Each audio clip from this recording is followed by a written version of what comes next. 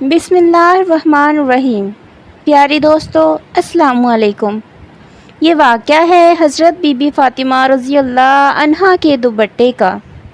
ایک بار کا واقعہ ہے کہ حضرت محمد صلی اللہ علیہ وآلہ وسلم کا مسجد نبوی میں دربار لگا تھا۔ وہاں موجود 350 صحابہ تھے۔ اتنے میں ہی وہاں ایک شخص آیا جو قبیلہ بنو سلیم سے آیا تھا۔ وہ شخص آ کر کہنے لگا، یا رسول اللہ صلی اللہ علیہ وآلہ وسلم، میرے پورے قبیلے میں سے صرف ایک میں ہی ہوں جس نے اپنے باپ داداؤں کا دین چھوڑ کر آپ کے دین کو قبول کیا ہوں۔